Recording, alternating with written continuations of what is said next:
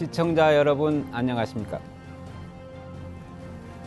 은평구 선거방송토론위원회가 주관하는 제21대 국회의원 선거 은평구 갑선거구 후보자 토론회 사회를 맡은 김한철 교수입니다.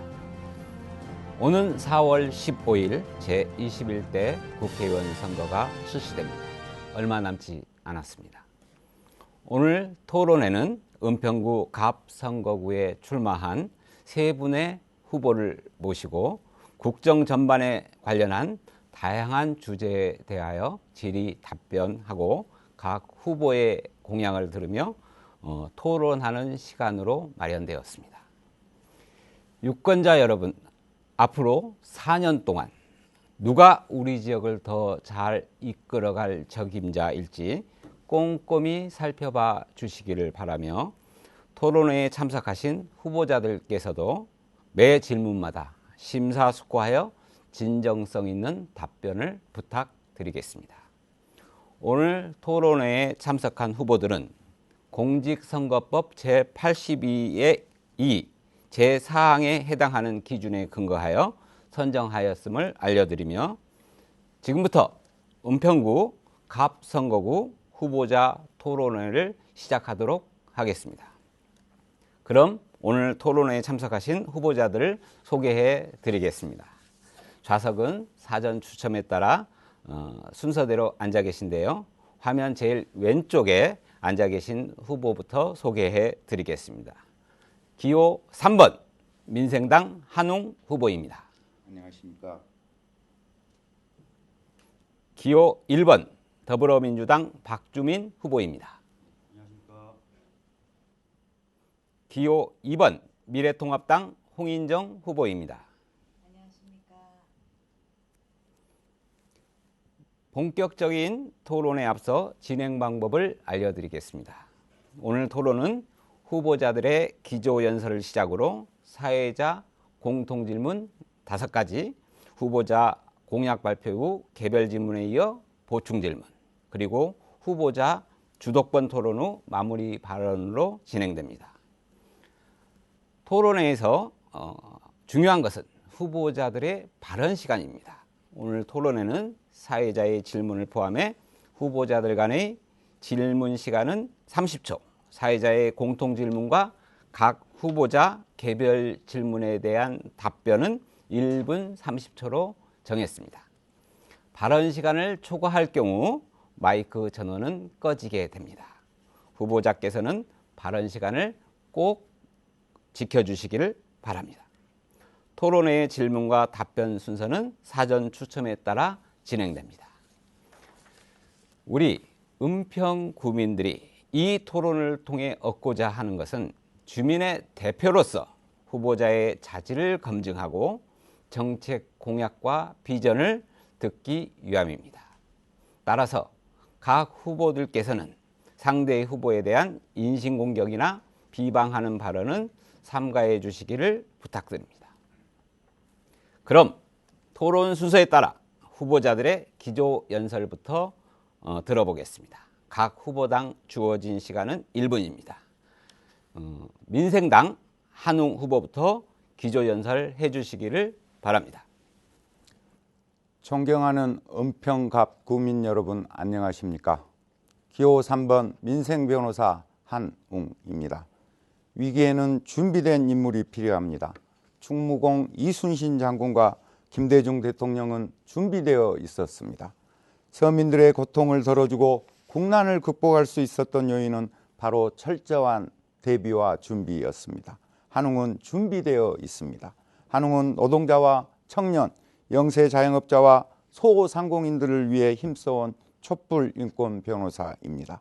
한웅은 서민들을 위해 일하고 활동하면서 서민들이 무엇을 바라는지 뼈저리게 알고 있습니다. 민생경제 활성화에 대한 정확한 이해를 하고 있습니다. 총선은 대통령 지킴이를 뽑는 선거가 아닙니다. 서민의 동반자, 국민의 대변인, 국민을 위한 일꾼을 뽑는 선거입니다. 준비된 한웅에게 서민을 지키고 민생을 지킬 수 있는 기회를 주십시오. 고맙습니다. 다음은 더불어민주당 박주민 후보 기조연설 시작해 주시길 바랍니다.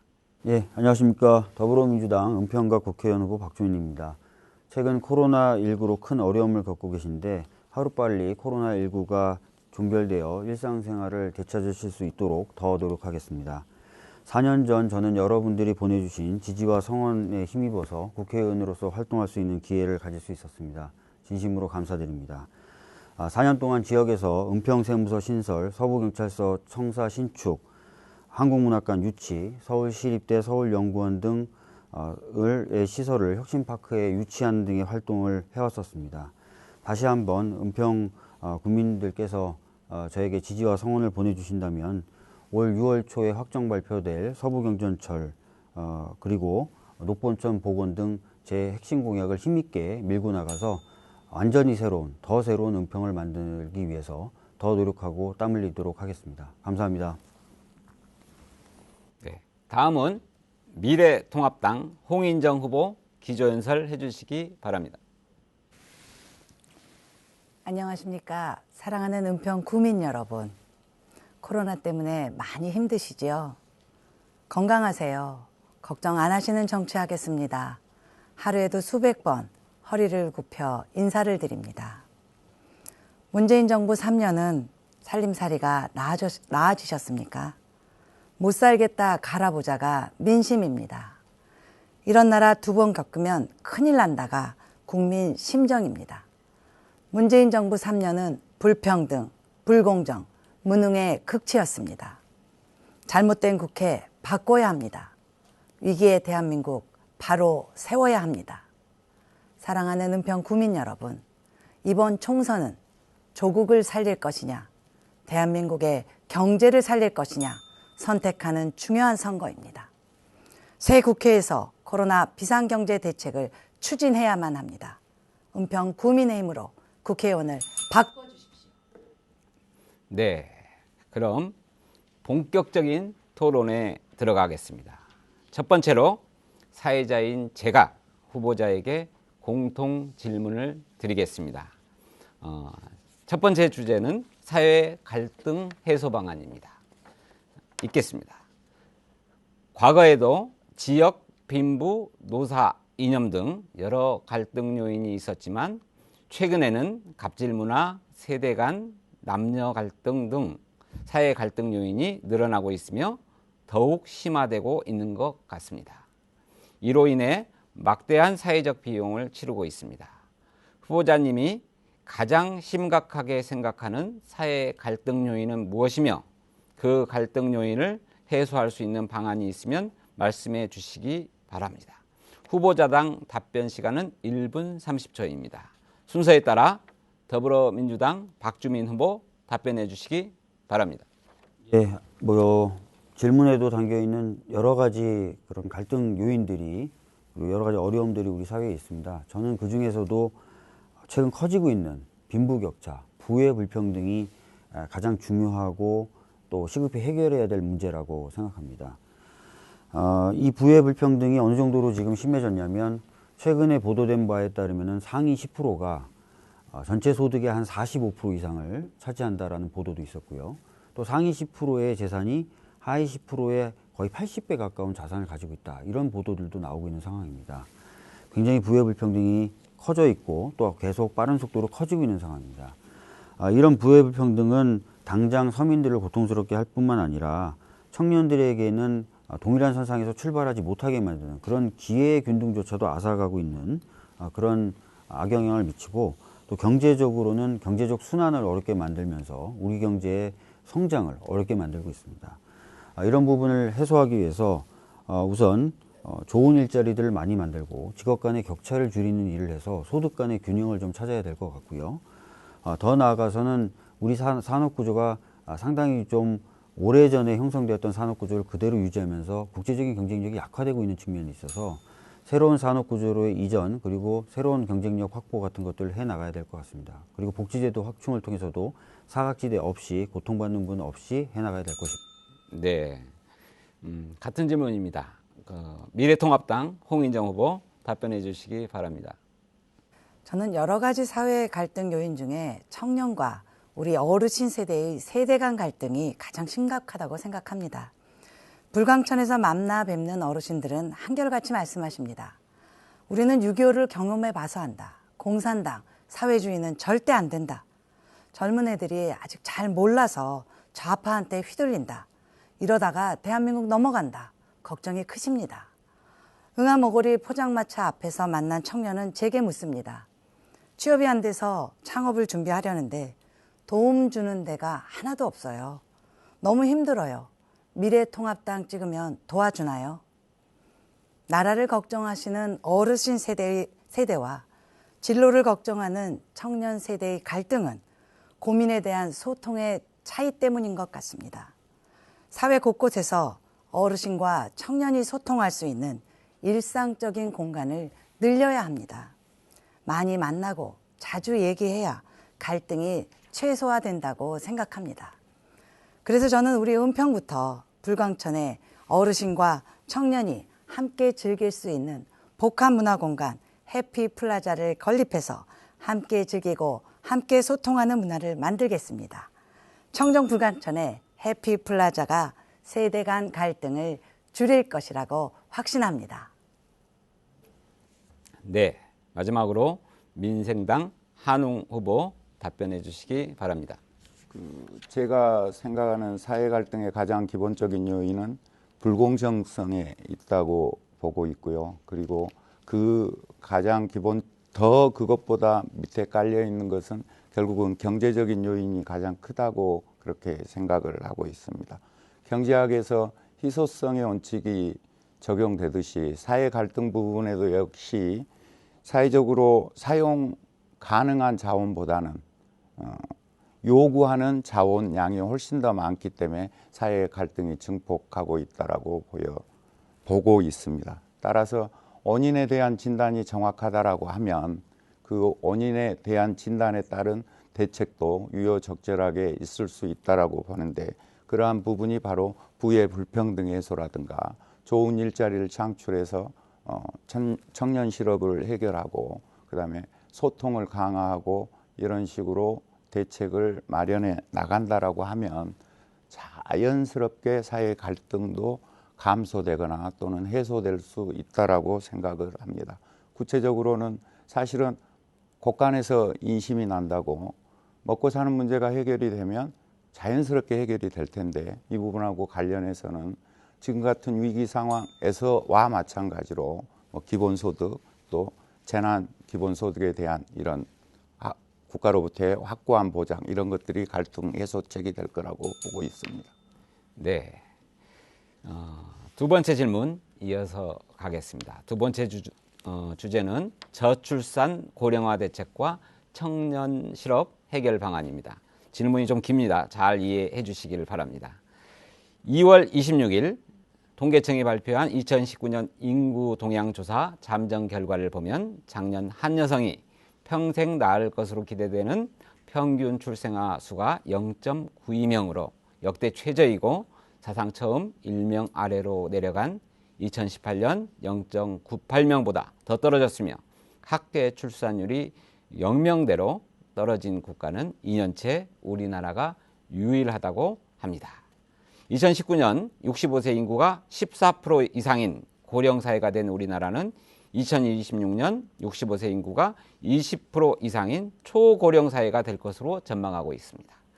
이렇게 되면 한 세대가 지나면 현역 세대 50명이 부모 세대 100명과 자녀 세대 25명을 합쳐 125명을 부양해야 하는 인구 구조가 되는 것입니다. 게다가 2020년 1월 통계청 자료에 따르면 청년 실업률 7.7%, 청년 실업자 32만 9천 명이라고 합니다. 장기적으로 미래 세대의 노동력 부족, 사회 보장, 비용 증가는 물론이고 부양 부담이 감당할 수 있는 범위를 넘어설 것으로 예상되는 현재 당장 청년 실업 해결도 급선무인데 후보자님은 어떤 정책적 노력이 필요하다고 생각하십니까? 후보자당 답변 시간 동일하게 1분 30초입니다. 이번은 순서에 따라 미래통합당 홍인정 후보 답변해 주시기 바랍니다. 제가 저출산 정책으로 서울대학교에서 박사학위를 받았습니다. 대한민국은 초저출산 국가입니다. 지난 15년간 143조 원을 넘게 썼지만 저출산 문제 해결하지 못하고 있습니다. 저출산 문제는 사회, 경제, 문화, 정치 모든 분야가 총체적으로 연결된 대책이 필요합니다. 가장 중요한 요인을 한 가지만 꼽으라면 저는 취업이 어려운 청년 실업이 가장 큰 원인이라고 생각합니다. 취업이 되어야 결혼도 하고 집도 장만하고 아이도 낳고 행복하게 키울 수 있지 않겠습니까? 열정과 노력으로 성공할 수 있는 청년 벤처 생태계를 만들어야 합니다. 저희 미래통합당에서는 청년 스타트업 공제회를 신설할 것을 약속드립니다. 또한 청년 창업 제도전 지원위원회를 구성해서 적극적인 멘토링과 기술 인력을 매칭해서 벤처 성공의 디딤돌을 마련하겠습니다. 저는 우리 은평의 서울혁신파크에 청년과 신인 예술인들의 창작 활동을 지원하는 문화 마켓을 추진하겠습니다. 뉴욕의 소와 같이 유명한 예술문화 관광센터를 조성해서 청년 실업을 지원하겠습니다. 네, 같은 질문입니다. 민생당 한웅 후보 답변해 주시기 바랍니다. 그 저출산의 원인이 뭐겠습니까? 지금 현재 내가 먹고 살기 힘든데 어떻게 애를 낳겠습니까? 결국 저출산 문제도 경제 문제와 삶의 문제, 소득의 문제, 일자리의 문제하고 관련이 된다라고 그렇게 생각을 하고 있습니다. 따라서 당연히 삶과 소득과 경제 문제에 대한 소득이 그러한 문제가 해결이 되면 저출산 문제도 당연히 해결이 될 거라고 보는데 미래에 대한 전망이 없기 때문에 출산을 꺼려하고 아까 말씀드린 대로 내가 살기 어려운데 내 아들이, 내 딸들이 이 세상에 태어나서 살아가는 것에 대한 전망이 어둡기 때문에 낳지 않는 것이 아니겠습니까? 그렇다라고 한다면 지금은 점점 그 국가의 역할이 더 커지고 그다음에 이 AI 시대를 맞이해서 인간이 맡을 수 있는 그런 일자리들을 점점 기계나 로봇이 맡게 됨으로써 일자리는 잃어가게 돼 있단 말입니다. 그렇다라고 하면 그런 소득을 국가가 관장을 하고 기업이 오히려 이제 개인의 소득은 줄어들고 그렇게 조직이나 기업이나 정부의 소득이 늘어가는 그런 추세가 지속될 텐데 그런 경우에 국가가 국민의 그렇게 줄어든 소득에 대한 것들을 보장하는 제도를 써야 된다고 봅니다. 그것의 핵심이 바로 기본소득제의 보장이고 이러한 것들이 잘 보장됐을 때 저출산 문제는 자연스럽게 해결될 수 있다고 생각합니다. 네, 같은 질문에 마지막으로 더불어민주당 박주민 후보 답변해 주시기 바랍니다. 예, 두 후보님 다 좋은 말씀 많이 해주셨습니다. 최근에 저출산 문제 굉장히 심각하고요. 그러다 보니까 전체적으로 사회가 고령화되고 있습니다. 저출산 문제를 해결하기 위해서는 여러 가지 측면에서 다각도로 접근을 해야 되는데요. 기본적으로 봐도 우선 이제 취업 문제 해결이 돼야 경제적 기반을 가질 수가 있습니다. 그 다음에 취업을 한다고 해도 부동산 가격이 굉장히 높게 형성되어 있기 때문에 바로 또 주거 문제가 해결되진 않습니다. 그래서 주거 문제도 또 해결이 돼야 됩니다. 그 다음에 이제 아이를 낳으려면은 아이를 낳은 후에 키우는 문제 역시도 어느 정도는 해결이 돼야 됩니다. 그래서 취업과 주거 그리고 출산 이후의 보육 이 세 가지 파트를 종합적으로 개선해야만 출산율, 출생률이 높아질 것이라고 생각합니다. 취업 관련돼서는 저희 정부는 일자리를 많이 만들고 또 좋은 일자리를 많이 만들기 위해서 공공 일자리 창출이라든지 또는 기업의 여러 가지 청년 취업 지원 프로젝트들을 진행해 온 바 있습니다. 취업 성공 패키지 같은 것들이죠. 그런 것들 좀 더 확대해야 될 것이고요. 주거 문제를 해결하기 위해서는 지금 우리 당에서는 청년 주택 10만 호를 제공하겠다는 공약을 내세우고 있습니다. 차질 없이 진행될 필요가 있습니다. 그리고 보육 관련돼서는 우리 정부가 계속해서 국가의 책임 역할을 강조해왔고 강화해 왔는데 그런 추세를 좀 더 강화하겠습니다. 네, 세 번째 질문입니다. 세 번째 주제는 교육 격차 해소 및 미래 신산업 인재 육성 방안입니다. 질문 읽겠습니다.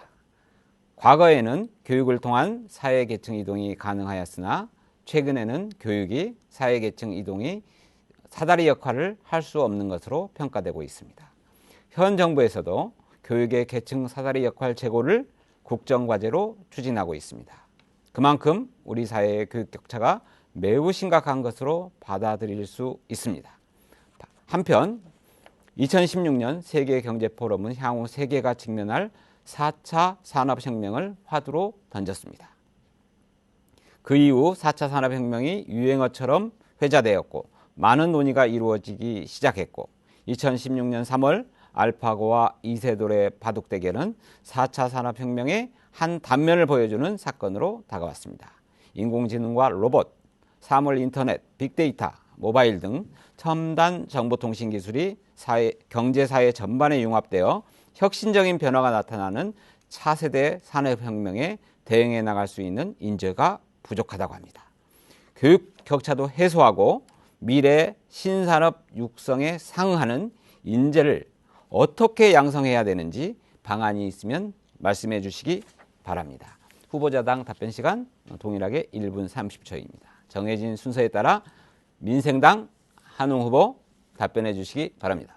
어려운 질문입니다. 제가 알기로 내년까지 이제 올해까지 고2까지 무상교육을 하고 있고요. 내년에 이제 고3까지 고등학교 무상교육을 하게 되면 중등교육을 두고 완전한 무상교육이 이루어질 텐데 그럼 중등교육까지는 이제 교육격차에 대한 문제는 발생하지 않을 것이고요.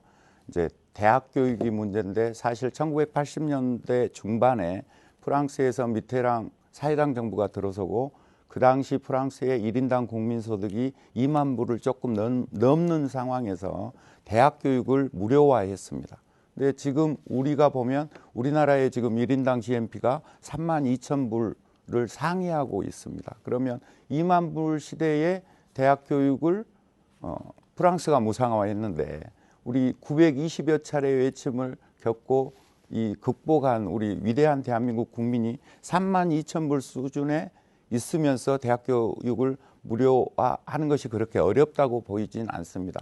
제 공약사항에도 들어가 있지만 이 대학교육 무료, 대학 등록금 무료를 통해서 돈 없어서 대학을 못 간다든가 돈 없어서 공부하고 싶어도 공부를 못하게 되는 그런 경우를 방지해서 교육 격차를 해소하고 이를 통해서 AI 시대와 로봇 시대에 대응할 수 있도록 그렇게 하겠습니다. 네, 같은 질문입니다. 더불어민주당 박주민 후보 답변해 주시기 바랍니다. 네, 뭐 상당히 어려운 질문이고 또 복합적인 질문을 던져주신 것 같습니다. 질문을 좀 세분화해 보니까요. 첫 번째는 교육 기회가 좀 균등히 제공돼야 되지 않겠느냐라는 취지를 담고 있는 것 같고, 두 번째로는 교육을 통해 계층 이동이 여전히 가능해야 되지 않겠느냐라는 질문도 담겨 있고, 또 교육 자체가 좀 혁신돼야 된다. 새로운 산업혁명 시기를 맞아서 이렇게 말씀하시는 것 같습니다. 그래서 하나하나 좀 말씀을 드리겠는데요. 교육 기회의 균등성, 저희 정부나 저희 당은 계속해서 강조해 왔고 강화해 왔습니다.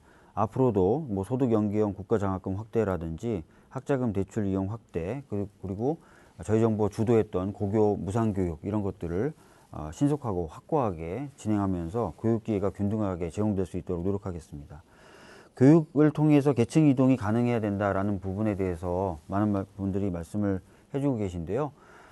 예전에는 대학을 졸업하면은 사실 좋은 직장을 다 취업하기가 쉬웠습니다. 근데 최근에는 직업 간의 불균형이 굉장히 심해지면서 대기업이 중소기업 임금의 평균의 한 2배 이상 정도의 임금을 주는 식으로 일자리의 균등성이 해쳐졌습니다. 이런 부분을 산업구조 개선 등을 통해서 바로 잡도록 노력하겠습니다. 그리고 교육 자체가 혁신돼야 된다고 하는데요. 우리도 고등학교 교육 자체를 개인의 어떤 취향과 능력을 개발시킬 수 있고, 대학 역시도 그런 것들을 키워나갈 수 있고, 그래서 장차 취업 등 전문가로 커나갈 수 있는 길을 보장해 주는 교육체계를 바꿀 필요가 있다. 네. 마지막으로 같은 질문 미래통합당 홍인정 후보 답변해 주시기 바랍니다. 범죄 피의자 조국 전 장관 기억하시지요?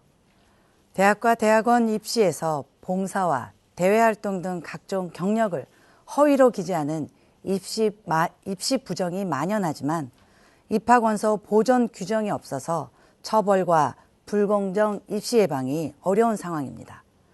미래통합당은 조국 방지법으로 불공정 입시를 바로잡겠습니다. 수능으로 선발하는 정시 모집 비율을 50% 이상으로 대폭 상향하겠습니다. 세계가 4차 산업으로 빠르게 진화하고 있는데 우리나라는 기존의 주력 산업 중심의 법과 제도 때문에 기술 발전이 뒤처지고 있습니다. 기업과 대학이 긴밀히 협업하는 민간 중심의 벤처, 스타트업 육성타운을 공급하겠습니다. 벤처기업과 스타트업 기업의 해외 진출을 쉽고 체계적으로 지원하는 글로벌 파트너스 센터, 4차 산업 분야 벤처 캠퍼스도 조성하겠습니다. 우리 은평의 혁신파크에도 4차 산업 분야 벤처 캠퍼스를 적극적으로 유치하여 4차 산업, 신산업 인재 육성을 적극적으로 지원하도록 하겠습니다. 네, 어려운 질문인데 세 분의 후보자 모두 진지한 답변 감사드립니다. 네 번째 질문 이어가겠습니다. 네 번째 주제는 소규모 자영업자 보호 방안입니다. 질문 읽겠습니다. 대한민국 전체 취업자 중 자영업자 비중은 1998년 38.3%를 기록한 이후 지속 감소하여 2018년에는 25.5%를 기록하였습니다. 자영업자의 수는 2002년 798만 8천 명에서 2019년 56만 2,800명으로 감소하였습니다. 이러한 자영업자 비중의 감소에도 불구하고 대한민국 전체 취업자 중에서 자영업자가 차지하는 비중은 25.5%, OECD 평균 15.9%에 비해 월등히 높으며 한국보다 비중이 높은 나라는 터키, 그리스, 멕시코 3개국에 불과하다고 합니다. 최저임금의 인상, 근로시간의 단축, 최근 코로나19 등으로 어려움을 호소하고 있습니다. 소규모 자영업자의 비중이 높은 우리나라로서는 이들이 어려움을 이겨내고 생존할 수 있도록 도와주지 않을 수 없는 입장인데 후보자님들은 소규모 자영업자 보호에 어떤 방안이 있는지 묻고 싶습니다. 후보자당 답변 시간은 1분 30초입니다. 정해진 순서에 따라 민주당 박주민 후보 답변해 주시기 바랍니다. 예, 방금 말씀해 주신 것처럼 우리나라는 자영업자 비중이 굉장히 높은 나라입니다. 그러다 보니까 자영업자 간의 경쟁도 치열하고 또 그러다 보니까 자영업자분들이 안정적으로 경제 활동을 하기가 어려운 상황입니다. 이런 부분을 사실 구조적으로 고치기 위해서는 제조업을 좀 부활시켜서 좋은 일자리를 좀 많이 만들고 그래서 자영업 쪽으로 유입되는 인구 전체의 규모를 좀 줄일 필요가 있습니다. 그런 구조적인 변화 과정과 변화를 위한 작업은 계속 해 나가도록 하겠습니다. 그리고 지역에서 할 수 있는 일들은 특히 지역 소규모 자영업자들의 경우에는 지역 내에 소비가 부족해서 많은 고통을 겪고 계신데요. 그런 문제를 해결하기 위해서 지역사랑 상품권이나 온누리 상품권의 발행 규모를 2배 이상 확대해서 지역 내 소비를 활성화시키는 것을 고민하고 있습니다. 그리고 또 자영업자들이 많이 고통을 겪는 것이 갑을 관계에서 발생하는 그런 부분입니다. 가맹점 사업들을 많이 하고 계신데요. 가맹본부가 부당하게 여러 가지 이익들을 가져가면서 많은 어려움들을 겪고 있는데요. 그런 관계를 좀 더 공정하게 구성할 수 있도록 노력하겠습니다. 그리고 상가임대차 보호법이 이번 20대 국회 때 한번 개정이 됐습니다. 그렇지만 보다 안정적으로 영업 활동을 하실 수 있도록 상가임대차 보호법을 한 번 더 개선하는 것도 고민하고 있습니다. 이상입니다. 네, 같은 질문에 미래통합당 홍인정 후보 답변해 주시기 바랍니다. 문재인 정권 출범 이후 소상공인의 생계 위기가 커지고 폐업률이 급상승했습니다. 자영업자의 소득은 줄고 부채는 늘었습니다. 2018년 자영업자의 평균 소득 증가율은 0.1%로 물가 상승률을 고려하면 사실상 자영업자의 소득은 감소한 것입니다. 자영업자 가계 평균 부채는 2018년 3.8% 늘어나서 1억 1,063만 원으로 나타났습니다. 이러한 현실에도 소상공인과 자영업자들은 사회 안전망에서조차 소외되어 빈곤층으로 전락하고 있습니다. 미래한국당에서는 소상공인 사회 안전망을 확충하겠습니다. 소상공인의 생존권을 강화하고 고용과 폐업 등 사회보험성 분야 지원을 확대하겠습니다. 일정 영업이익 이하의 소상공인 고용 근로자의 사회보험료를 한시적으로 면제하겠습니다. 소상공인 기본법과 소상공인 보호 및 지원법을 개정해서 소상공인의 자금 조달을 위한 맞춤형 신용평가 시스템을 도입해서 소규모 자영업자를 적극적으로 지원하겠습니다. 소상공인 여러분, 자영업자 여러분, 힘내십시오. 미래한국당이 함께하겠습니다. 네. 같은 질문에 민생당 한웅 후보 답변해 주시기 바랍니다. 그 정권의 의지가 없는 것이지 조금 이 애정을 갖고 자영업자를 보호하겠다라는 그런 방향성을 갖고 고민을 해보면 여러 가지 방안이 많이 있습니다.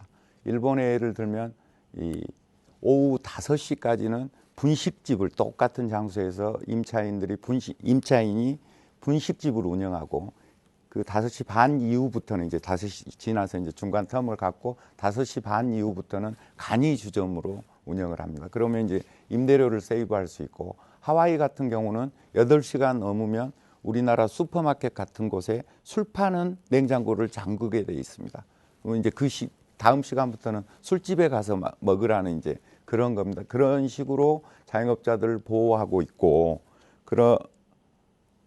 그렇습니다. 그러니까 방향성과 의지를 가두면 정권이 얼마든지 좋은 방안이 나올 수가 있다는 것이고 지난번에 이제 코로나 바이러스 사태로 봤다시피 이 정부가 쓰고 있는 것이 임대인을 지원하는 제도로 착한 임대인 제도를 하고 임대인을 지원하지 않았습니까? 이건 방향 자체가 잘못된 겁니다. 그래서 제가 국회의원이 되면 급격한 경기 침체를 겪었을 경우에는 임차인을 직접 지원하는 착한 임차인법을 제정해서 여러 각도로 임차인을 보호하는 그런 제도를 시행하겠습니다. 이상입니다.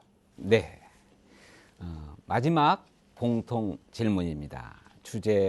다섯 번째 주제는 코로나19 사태 등 국가 위기 상황 발생 시 극복하기 위한 대책입니다. 질문을 읽겠습니다. 코로나19 사태는 메르스, 신종플루 등 어떤 감염병이나 재난과는 비교할 수 없을 정도로 전 세계적으로 엄청난 경제적 손실을 가져오고 있습니다. WHO에서 팬데믹으로 선포한 상황에서 세계 GDP가 최대 3,200조 원가량 줄어들 것으로 추정하고 있기도 합니다.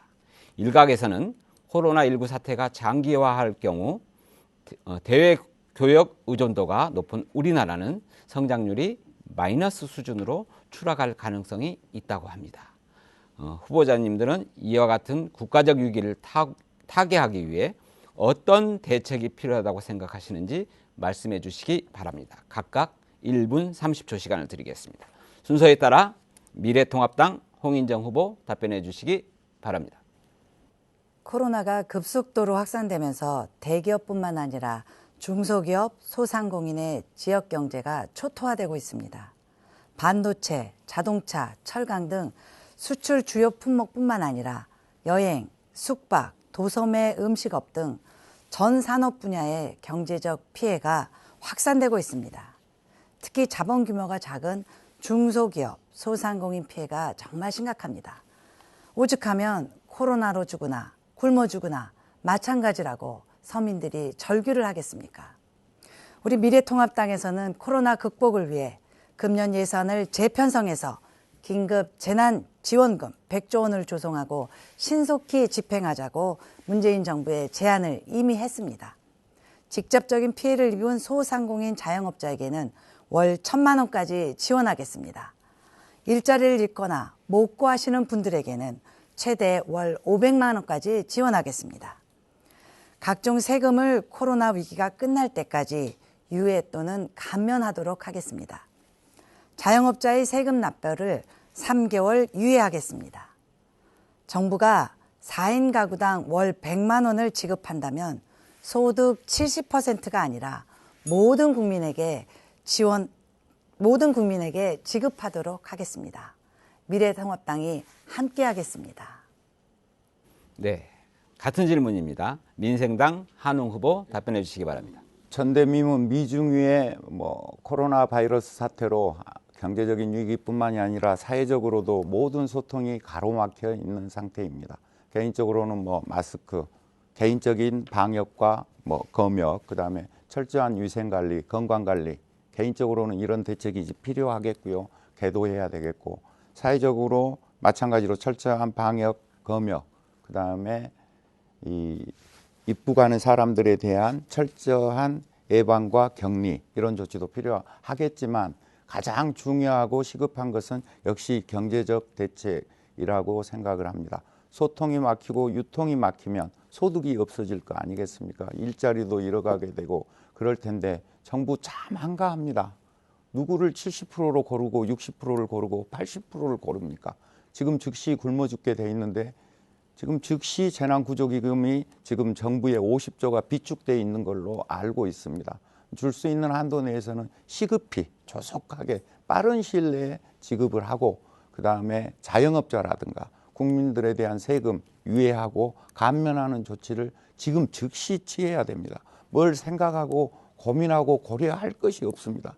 전 국민에게 예산이 허용하는 대로 일단 소득을 지급하는 것이 맞다고 봅니다. 망설일 이유가 없습니다.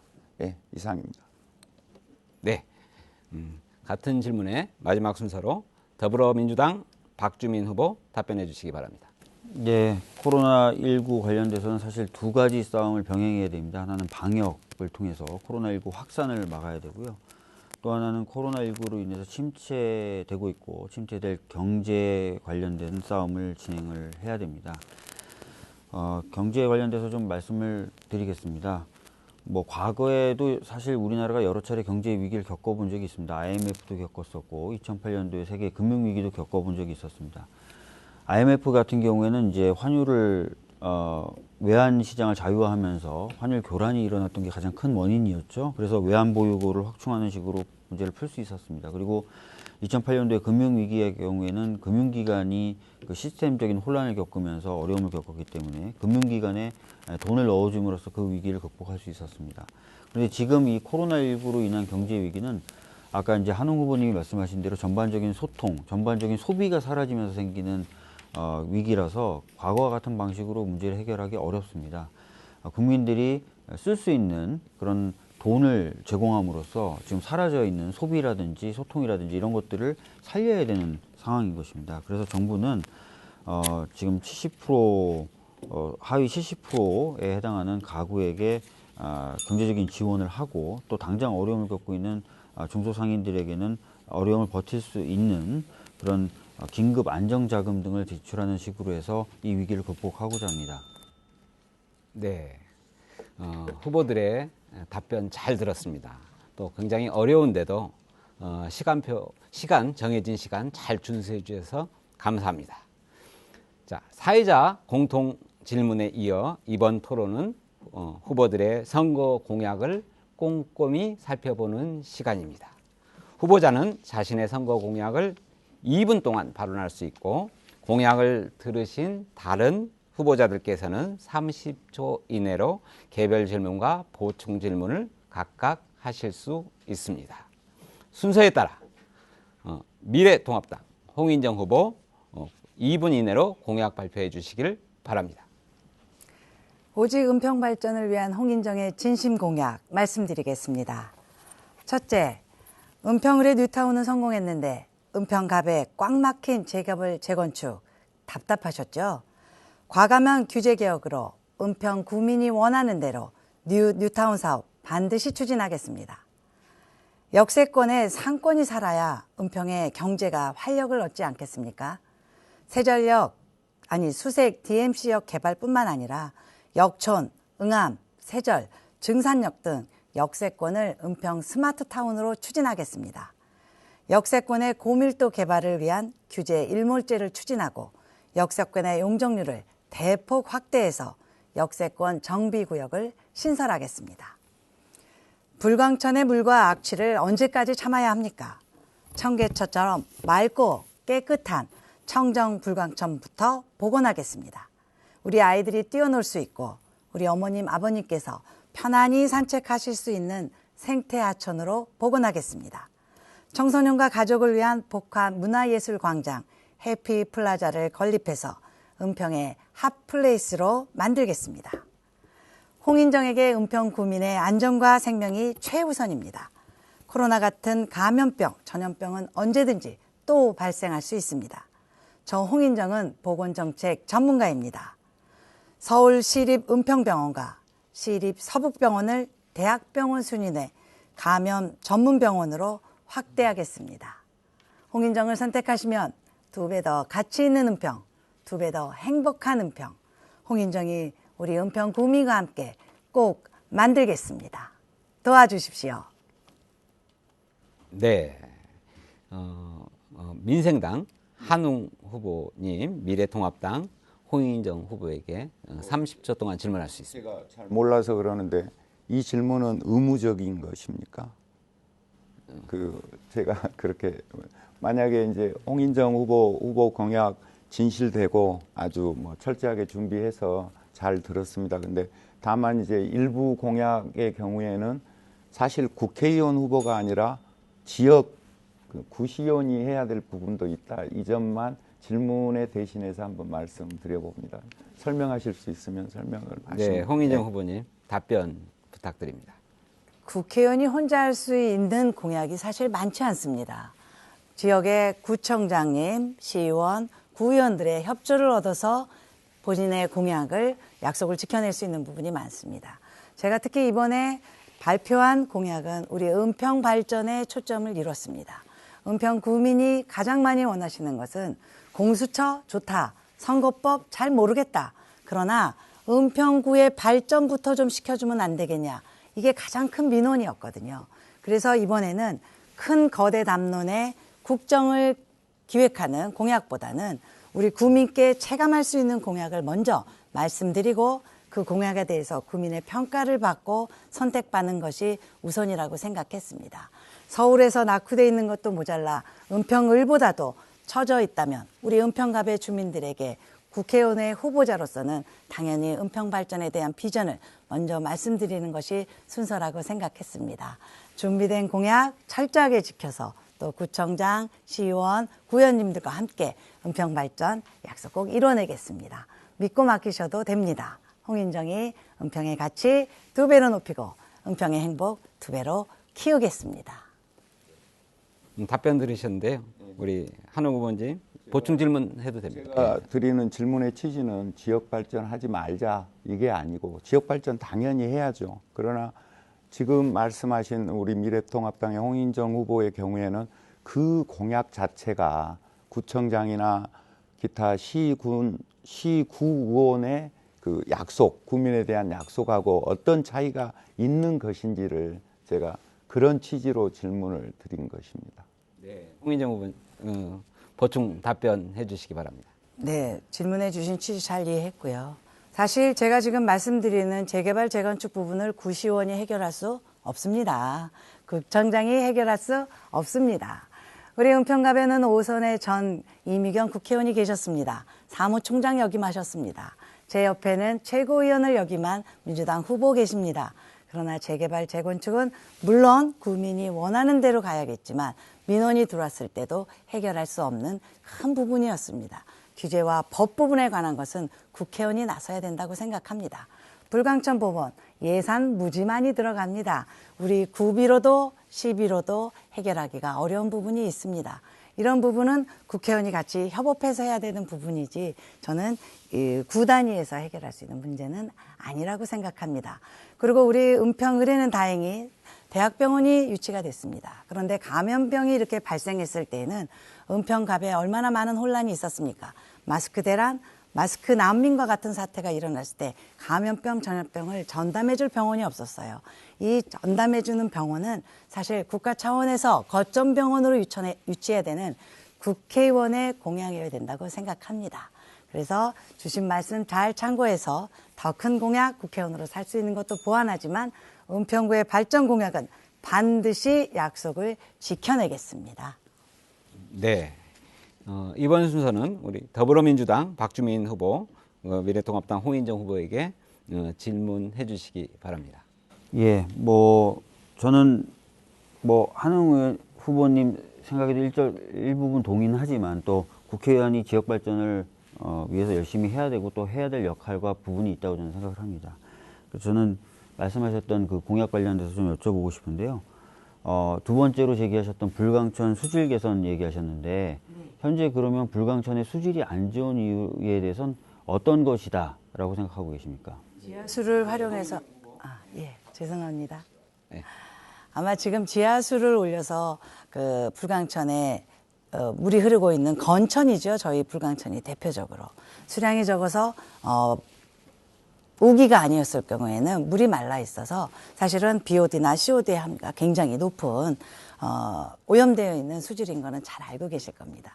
제가 불광천을 청소하시는 분들을 뵀습니다. 불광천에 운동을 할 때 1년에 4번 청소를 하신다 그러시더라고요. 그래서 4번 청소 갖고 됩니까? 라고 말씀드렸더니 한 달에 2번 정도만 맑게 청소를 하면 그래도 수질 개선이 좀 될 것 같다 말씀을 하셔서 구의원님 통해서 구청에 건의를 했더니 구비 차원에서는 해결할 수 없는 비용이 많이 든다라고 하시더라고요. 그래서 청계천 같이 우리의 불광천을 먼저 만들기 위해서는 수질 개선이 먼저일 것이다.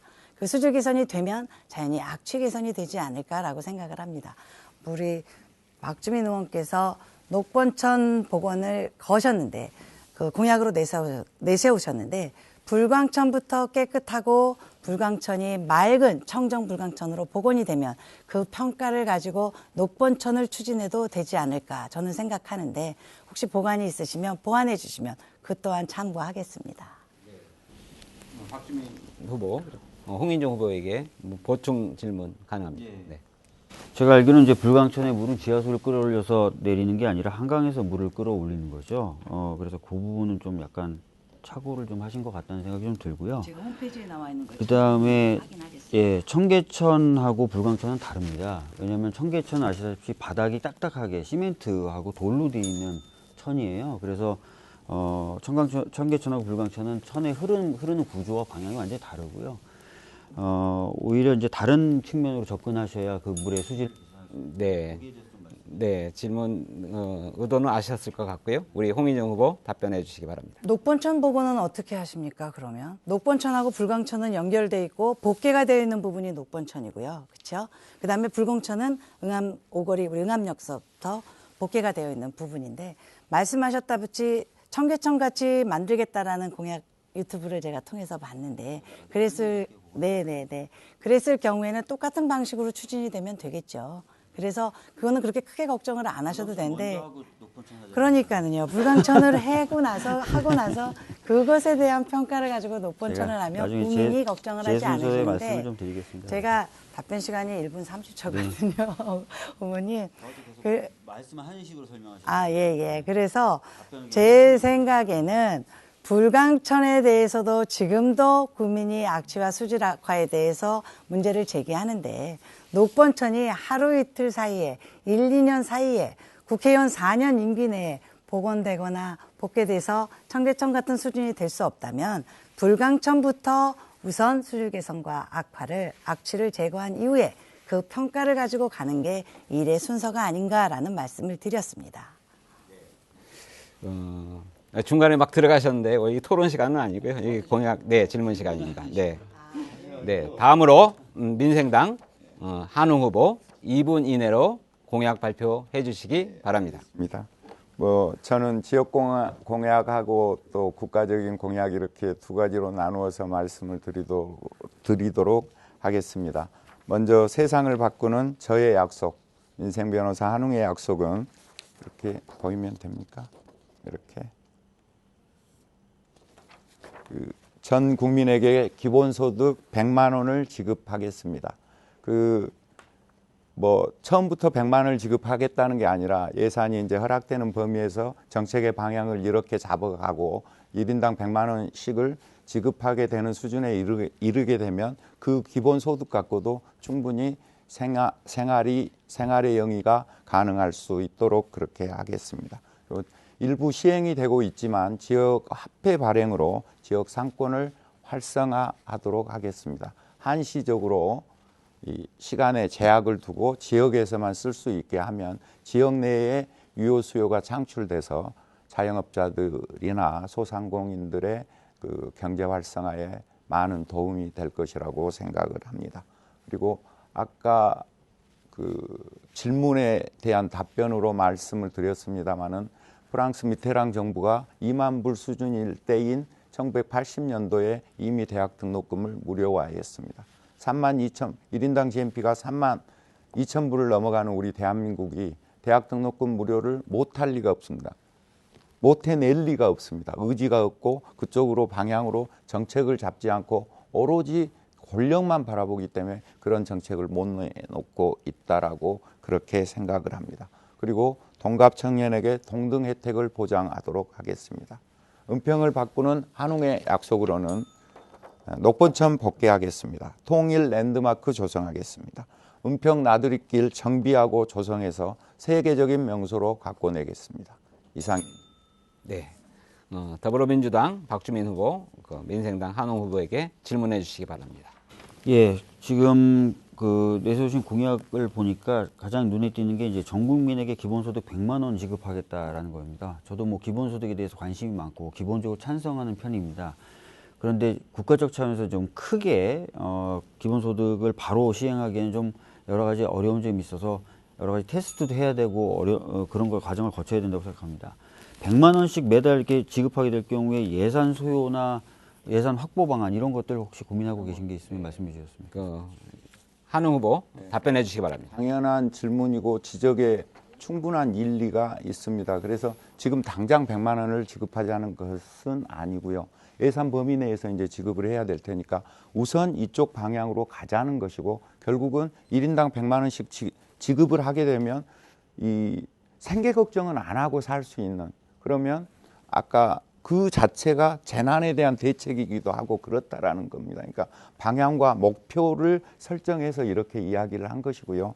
지금 당장 100만 원 지급하자. 왜냐하면 만약에 지금 당장 100만 원 지급하자 그러면 1년에 600조가 들기 때문에 우리 예산 범위를 훨씬 더 넘어 초과하는 그런 문제가 이제 발생을 하는 겁니다. 어찌됐건 방향을 이렇게 잡고 뭐 방산비리라든가 기타 각종 보조금을 대폭 삭감하거나 또는 뭐 완전히 폐지하고 기본소득, 국민 기본소득 100만 원 이걸로 모든 것을 소화해낼 수 있다라고 생각을 합니다. 뭐 농어민에 대한 특별 뭐 지원금이라든가 아까 말씀드린 대로 뭐 방산비리로 발생하는 그다음에 뭐 쓸데없지는 않겠지만 초과된 뭐 과다 책정된 국방비를 좀 아낀다거나 기타 다른 부분에서 사회적으로 불필요하게 들어가는 그런 지원금, 낭비 요소를 줄여서 차차 재원은 확보해 가는 방안을 강구하도록 그렇게 하겠습니다.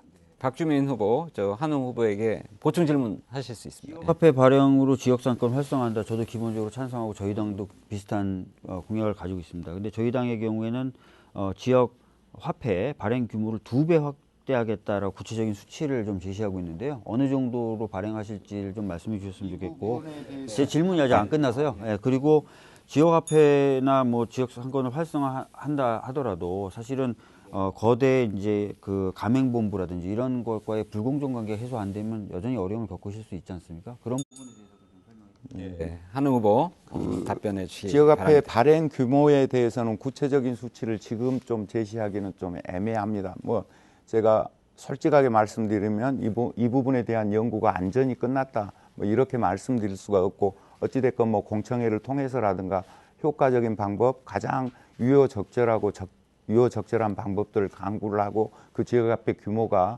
아까 말씀드린 대형 가맹점이라든가 이런 부분에서 충돌이라든가 모순이 발생할 수 있는 그런 방안들을 강구를 해내야 되겠죠. 그래서 지금 우리 박주민 후보께서 저한테 구체적인 수치를 제시하라고 하면 그 부분에 대한 답변은 방금 말씀드린 것처럼 구체적인 연구를 통해서 그러니까 이 공청회라든가 이런 걸 통해서 그런 거는 확정할 필요가 있다라고 이제 말씀을 드리는 것이고요. 지금은 이 전체적으로 지역 경제에 있어서 지역 내에서의 유효 수요를 창출하는 방법. 그래서 사실 요새 대한민국에서 어려운 사람들은 대형 가맹점이라든가 이 대형 마트라든가 재벌들이 아니지 않습니까? 가장 어려운 사람들이 지역 영세시장의 상인들이고 중소상공인들이고 그런 측면에서 그분들에 대한 경제 활성화가 이루어질 수 있는 이런 방안으로 지역화폐 발행으로 지역상권 활성화를 도모하겠다 이렇게 공약을 제시하는 것입니다. 네. 이번에는 미래통합당 홍인정 후보, 민생당 한웅 후보에게 질문해 주시기 바랍니다. 한웅 후보께서 약속한 제1호 법안 착한 임차인법 살펴봤습니다. 코로나 사태는 임대인과 임차인 모두에게 큰 경제적 타격을 주었는데요. 매우 필요한 법안이고 저 또한 지지합니다. 그런데 전 국민에게 기본소득 100만 원 지급은 지금 국가혁명당이 한 달에 150 주기로 했나요? 어떻게 생각하시는지. 그러니까 아까 부탁드립니다. 네. 예, 네, 저 통해서 좀 해주시면 고맙겠습니다. 죄송합니다. 네. 아까 박주민 후보께서 질문을 할 때도 말씀을 드렸지만 지금 당장 지급하자. 제가 이제 국가혁명 기본 배당금당 거기 공약도 제가 살펴봤거든요.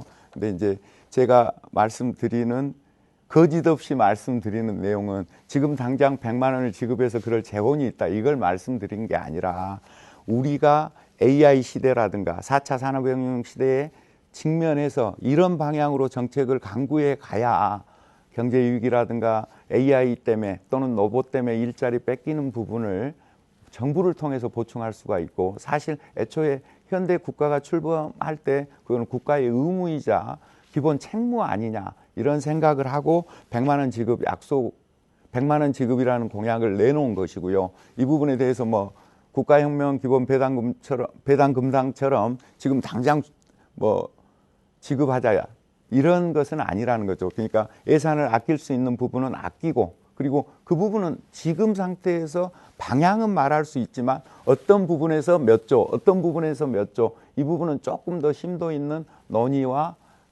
연구가 필요하다고 봅니다. 다시 한번 정리해서 말씀드리면 이 부분 당장 100만 원 지급하자는 게 아니라 아낄 수 있는 예산 아껴서 그 방향으로 정책의 이 자세, 기본 방향을 잡아가자 이런 이야기입니다. 네. 홍인정 후보, 한웅 후보에게 보충 질문 해주시기 바랍니다. 사실 신사 1, 2동, 증산동, 역천동의 주차 문제 정말 심각합니다. 국회의원 1인이 예산을 얻어서 해결하기에는 턱없이 부족합니다. 그래서 저는 제1호 법안으로 주거지원법안 준비하고 있다. 이건 우리 미래통합당에서도 준비하고 있는데요. 아마 이 부분에 대해서는 동의 여부 말씀해 주시고 녹번천 복개 말씀해 주시죠. 예, 녹번천 복개는 구기터널에서부터 시작해서 이제 대조시장까지 가는 그 흐름에 따라서 그 부분 복개되어 있는 거를 오픈시키겠다 이제 이런 것이고요. 아까 착한 임차인법에 대해서는 제가 답변을 못한 것 같은데 지금 정권이 착한 임대인법이라고 했던 그 부분, 그러니까 아까 그 신사동 그 부분은 전적으로 동의합니다. 예. 그리고 그 방향이 잘못됐다는 겁니다. 예를 들어서 100만 원의 임차료일 때는 30%를 만약에 깎아주면 30만 원이거든요.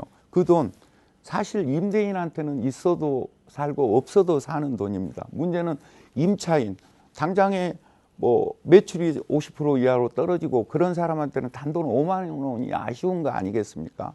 결국은 그런 임차인에 대해서 복지라든가 지원이라든가 이렇게 방향이 잡혀져야 됐을 텐데 뜬금없이 착한 임대인이라고 설정을 해놓고 그 착한 임대인이 깎아준 부분에 대해서 50%를 이렇게 보충해 주겠다. 이거는 분명하게 약자를 향한 복지가 잘못되어 있다는 것이죠.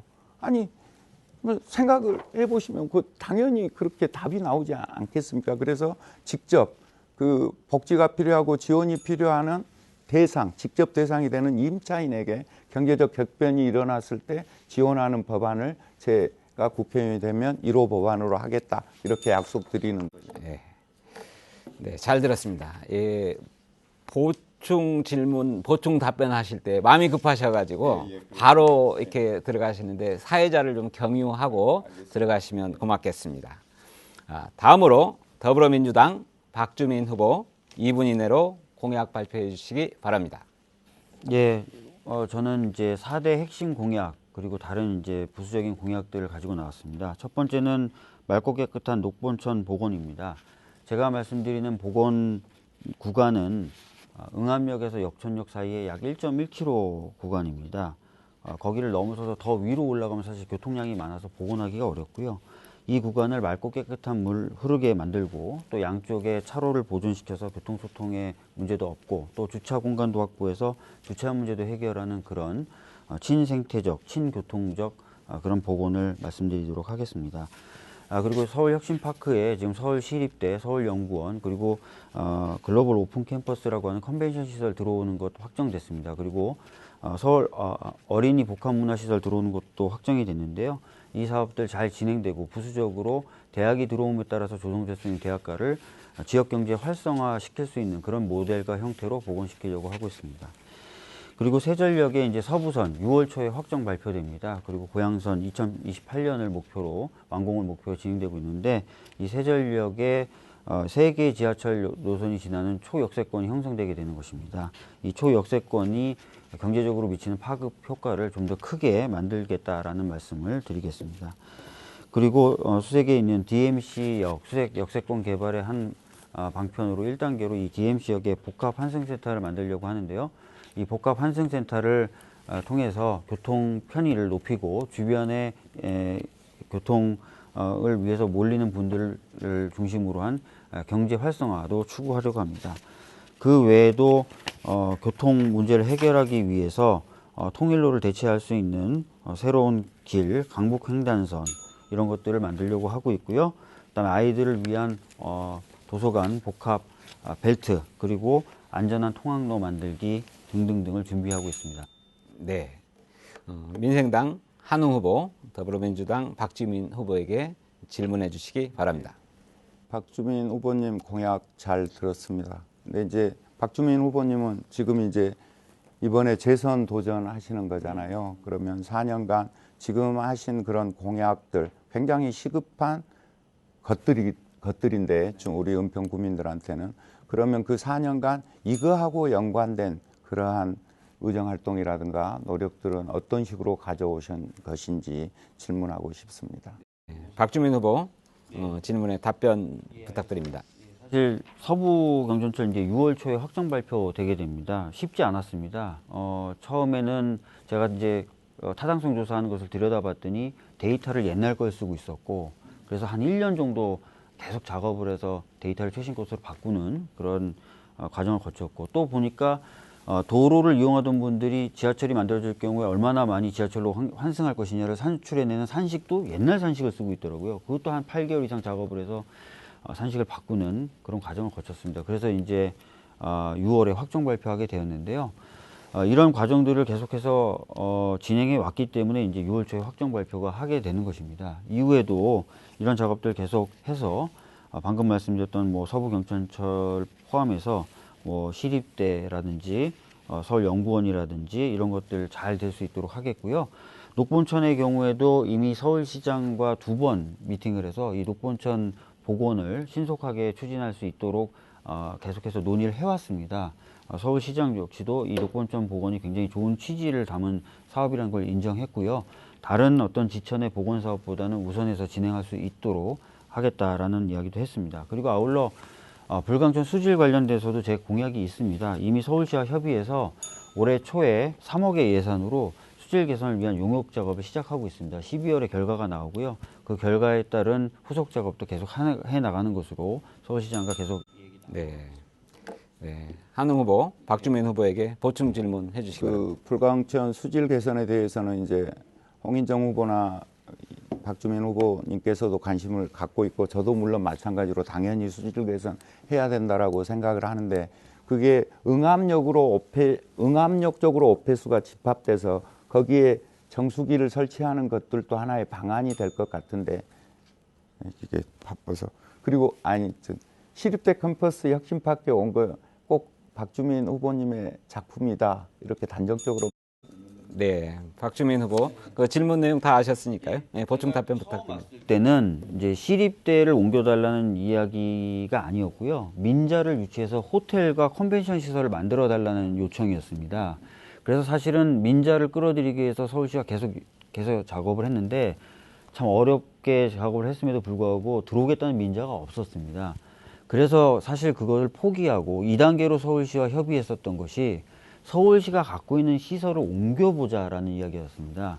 그래서 서울시가 계속 이야기 나누면서 도대체 그러면 어떤 시설이 옮겨오면 은평에 가장 큰 파급 효과를 미칠 것이냐를 계속 논의해 왔고, 그 결과 이제 그 서울시립대와 서울연구원을 옮겨오자라는 얘기가 됐고, 그러면서도 제가 서울시에게 계속 부탁하고 요청했던 게 지역에 큰 행사를 할 수 있는 뭐 결혼식이라든지 이런 큰 행사를 할 수 있는 시설이 없으니 컨벤션 시설은 같이 들어와야 된다라고 요구를 했고, 서울시장의 답변을 이끌어냈고, 그게 반영돼서 아까 말씀드렸던 글로벌 혁신 캠퍼스라는 게 들어오게 된 것입니다.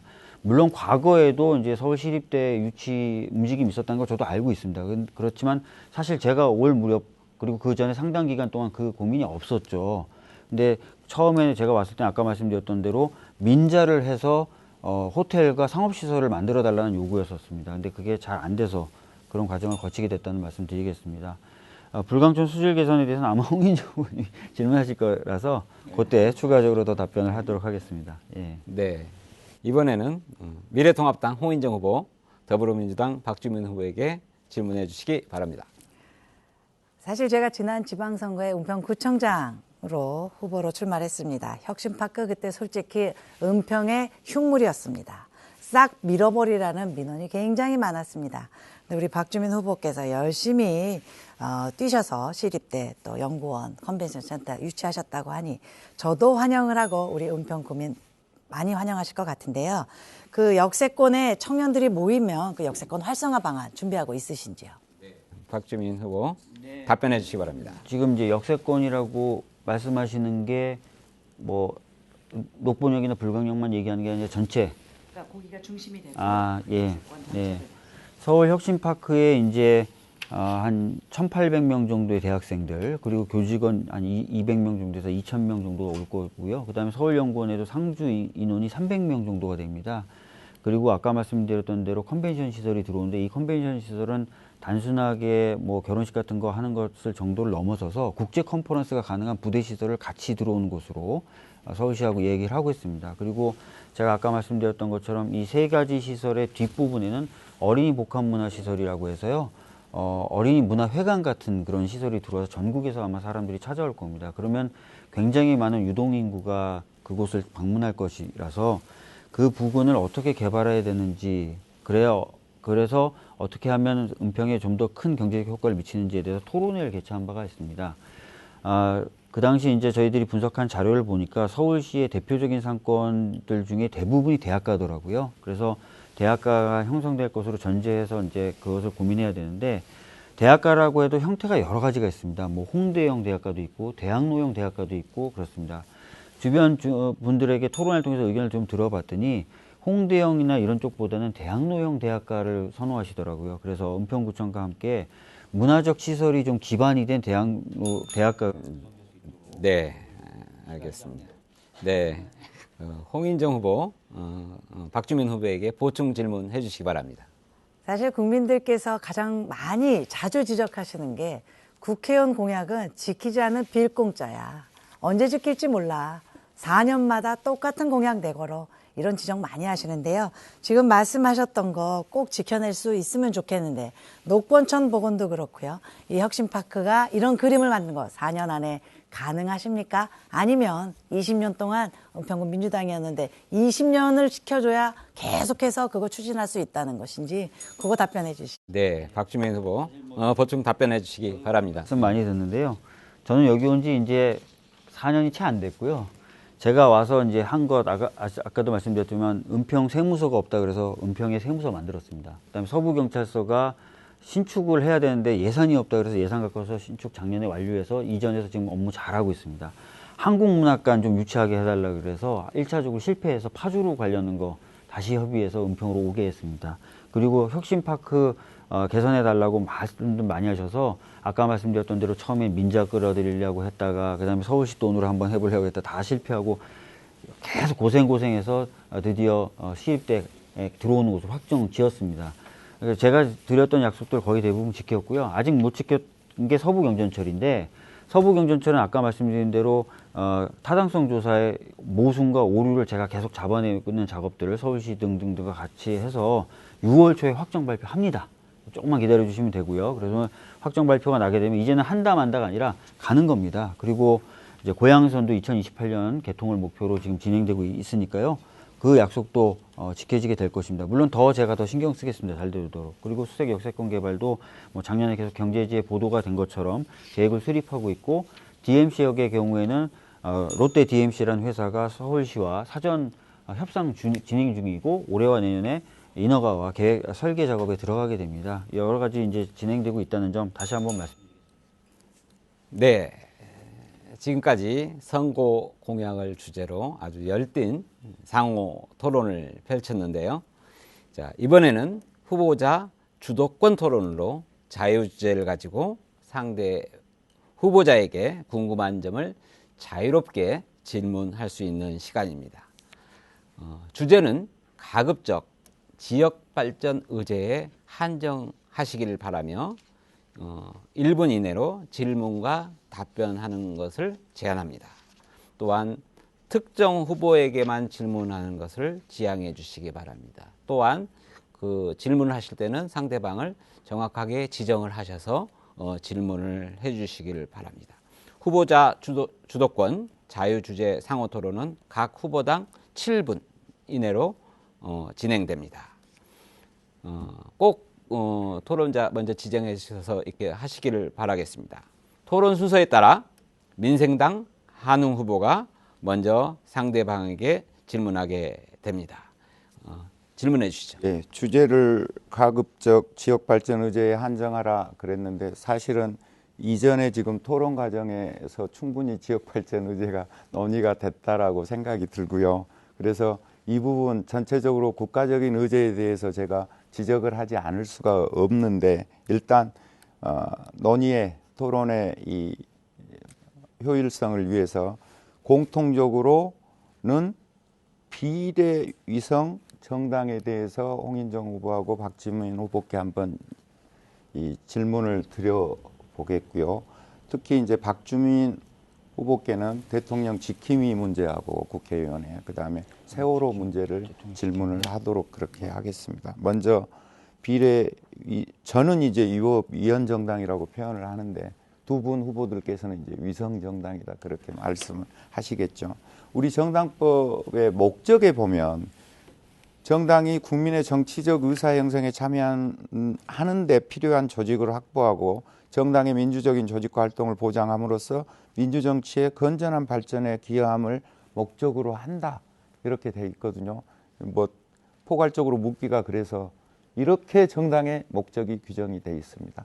과연 지금 미래통합당과 더불어민주당은 벌써 뭐 첩정당이다 뭐 이렇게까지 나와 있을 정도로 뭐 2개, 3개까지 헤아릴, 2개인가요? 뭐 그렇게 헤아릴 수가 있을 텐데, 이 정당법에 규정하는 목적하고 우리 헌법에 마찬가지로 정당 설립의 자유와 복수 정당제를 보장하고 있는 8조 사항하고 관련해서 과연 비례 위성 위법 위헌 정당이 지금 뭐 더불어민주당, 미래통합당이 만든 그것이 정당법과 공직선거법과 헌법에 합치한다고 생각하는지 두 분 후보님들 생각을 좀 들어보고 싶습니다. 한 10초든 20초든 먼저 박주민 후보부터 대답해 주십시오. 네, 뭐 저희들은 뭐 연동형 비례제를 도입해야 된다라고 계속 주장을 해왔고, 연동형 비례제를 그래서 다른 정당들과 합의해서 도입을 했습니다. 연동형 비례제를 도입하면서 그 당시에 이 제도가 자칫 잘못하면은 위성정당을 창출시킬 수 있다라는 우려가 사실 초기부터 제기가 됐었습니다. 제기의 문제를 말하는 게 아니라 지금 현상을 놓고. 네, 그래서 초기부터 제기가 됐었는데, 저희들로서는 그래서 그런 것들을 차단하기 위해서 비례 의석을 아예 75석 정도로 확대하든지, 만약에 제한할 거면 아예 25석 정도로 캡을 씌워서 제한하든지 두 가지 얘기를 했었습니다. 그러나 사실은 이제 저희 제한 75석으로 아예 비례를 넓히거나 아니면 캡을 25석으로 확 줄이거나 두 가지 얘기가 사실 그 당시 협상했던 다른 정당들, 지금 민생당에 참여하고 계신 의원님들이나 이런 분들 또 반대를 많이 하셔서 도입이 사실 안 됐죠. 그래서 위성정당을 방지할 수 없는 상태로 좀 통과가 된 아쉬운 점이 있습니다. 그렇지만 저희들은 그런 아쉬운 점이 있게 통과가 됐지만 이 제도의 어떻게 보면은 취지를 무색하게 하는 식의 시도는 있지 않을 것이다라고 또 믿었던 부분이 있습니다. 그런데 이제 미래통합당이 너무 과감하게 과감하게 그런 어떤 제도 훼손의 시도를 하면서 사실 연동형 비례제에 대한 원래 마무리하시죠. 취지, 즉 소수 정당을 진출시킨다는 그런 취지가 훼손되다 보니까 저희가 어쩔 수 없이 좀 이렇게 연합정당이 시도를 하게 됐다는 말씀드립니다. 연동형 비례대표제는 민심 그대로 선거제고 이게 지금 현 문재인 대통령의 공약 사항이고 노무현 대통령의 염원이었었단 말입니다. 그럼 그걸 스스로 부정해 버린 것이잖아요. 그리고 공직선거법을 어찌됐건 간에 우여곡절을 겪었든 어쨌든지 간에 공직선거법을 통과시켜 놓은 다음에 직접 자기 약속을 어긴 것은 인정하시는 건가요? 그러니까 말씀드렸던 것처럼 초기에 저희가 협상을 할 때 연동형 비례제의 취지를 살리기 위해서 부탁을 계속 드렸던 부분이 사실 잘 안 됐었어요. 그래서 그런 부분이 어려운 점이 있었고, 그 다음에 지금 그 연동형 비례제의 취지를 훼손하고 있는 저는 미래통합당이라고 봅니다. 연동형 비례제의 취지는 아시다시피 소수가치, 소수정당의 국회 진출이거든요. 근데 가만히 있으면은 배반한 거는 사실 가장 먼저 주도한 게 더불어민주당이면 부정할 수 없는 거예요. 팩트는 사실은 그렇다는 저희들이 가장 먼저 거죠. 주도했다고요? 그렇죠. 4+1 해갖고 통과시킨 게 더불어민주당이니까 그 부분 집권당으로서 그다음에 다수 정당으로서 제1당으로서는 당연히 내가 통과시킨 것, 내가 주도해서 그게 4+1이든 아니든 간에 내가 주도해서 통과시킨 법을 정면으로 어긴다.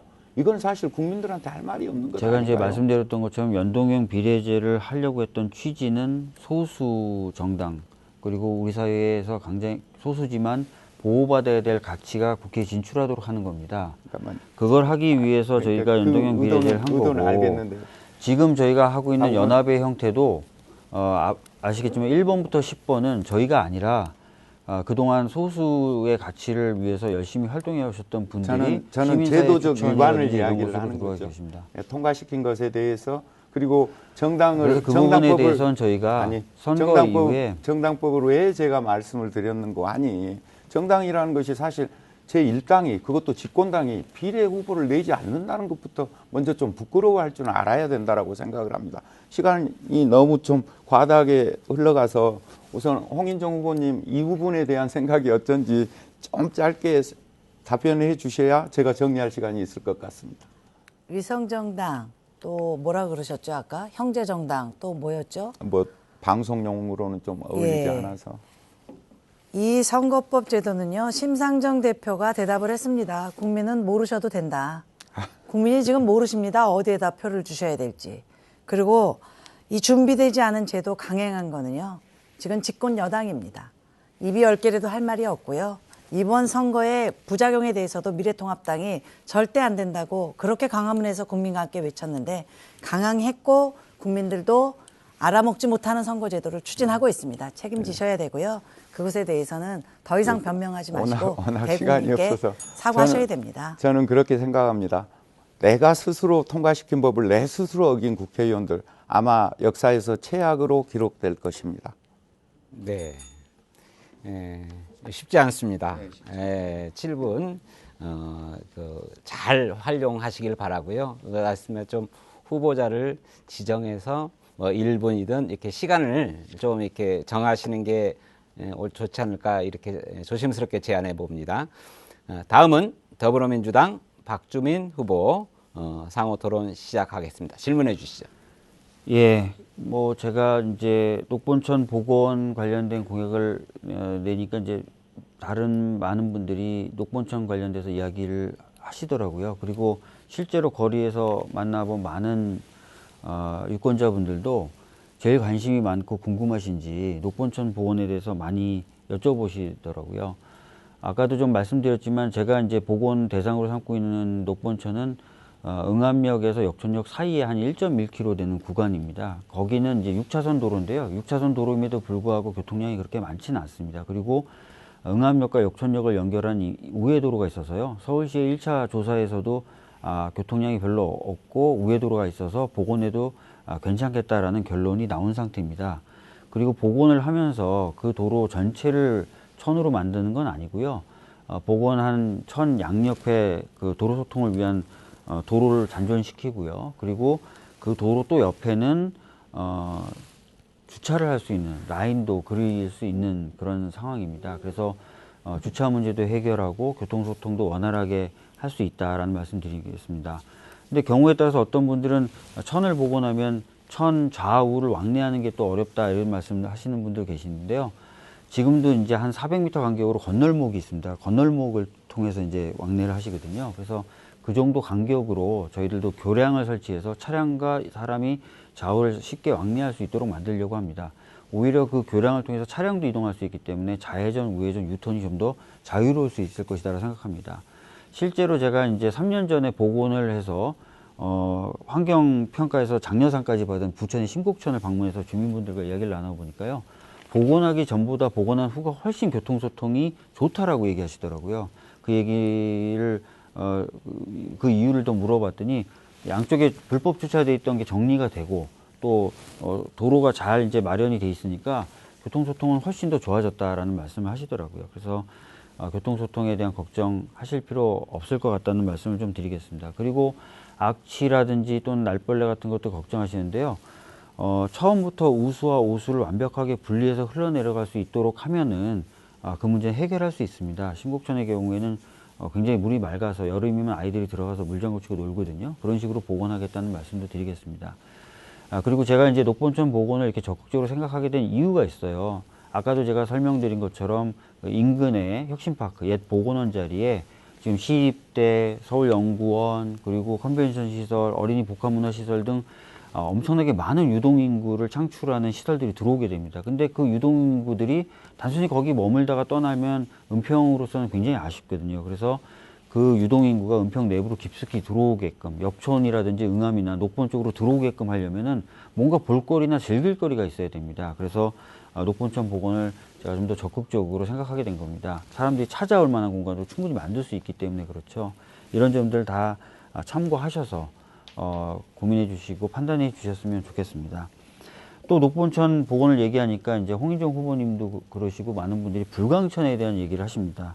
불광천 수질 개선을 위해서 아까 말씀드렸던 것처럼 이미 서울시와 협의해서 예산을 확보해서 용역 작업을 하고 있습니다.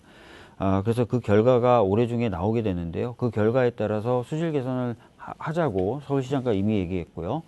은평구청장님하고도 지금 은평구청장님은 불광천을 방송문화거리로 조성하는 구상을 갖고 있고 공약을 내걸으셨는데 수질 개선에 대한 용역 결과가 나오면 수질 개선을 먼저 하고 나서 방송문화거리 조성하는 것으로 공약의 순서를 바꿔도 상관없다라는 말씀까지도 고맙게도 해주셨습니다. 그래서 서울시 은평구와 함께 이 용역 결과에 따라서 수질 개선 작업을 하겠다. 그런 내용도 저의 공약집에 담겨 있으니까 한번 봐주셨으면 좋겠습니다. 그래서 이제 관련돼서 이제 홍인정 후보님께도 좀 질문을 하겠습니다. 아까 제가 말씀드렸던 것처럼 뭐 청계천의 경우에는 바닥이 딱딱해서 유속이 빠르고 그렇게 흘러갈 수 있는 그런 구조고 불광천은 그렇게 딱딱한 구조가 아닙니다. 자연스럽게 이제 물이 흡수되는 그런 천바닥 구조를 가지고 있어서 좀 구조가 다른데 이제 청계천 예를 드셔서 이상하다 청계천 방식으로 하는 게 수질 개선에 좀 딱 정확하진 않을 텐데 라는 생각을 하게 됐는데 수질 개선을 위해서 좀 구체적으로 생각하고 계신 계획이 있으시면 좀 말씀해 주셨으면 좋겠습니다. 불광천. 청계천같이 개발하면 안 되나요, 불광천은? 네? 지금 상태의 것을 청계천같이 바닥을 그러면 다 딱딱하게 시멘트로 다 바르시겠다? 아니 지금 물바닥을? 상태에서 수질이 악화되어 있고 오수가 악취가 심한데 그럼 지금 상태에서 3억의 예산을 아까 서울시에서 끌어와서 그걸 가지고 수질 개선을 하겠다. 그럼 수질 개선 용역을 하겠다는 그러니까 용역을 하는 거지 개선은 안 되고 용역 사업을 한번 해보시겠다는 거잖아요. 그렇죠? 아니 저는 뭐 제 계획은 있는데 여쭤보는 거예요. 계획을. 저는 불광천을 청계천 같이 만들 수 있다 그러면 그렇게 만드는 것이 우선이라고 생각합니다. 지금 상태에서 조금의 어떤 분이 그런 얘기를 하시더라고요. EM센터를 선택해서 무슨 생물학적으로 그 수질을 개선하는 것을 설치하면 5천만 원에서 1억 정도의 예산이면 충분하다는 얘기를 하시는데 그런 어설픈 정도의 시설 가지고는 수질 개선, 수질 그 악화를 막을 수는 없을 것 같고요.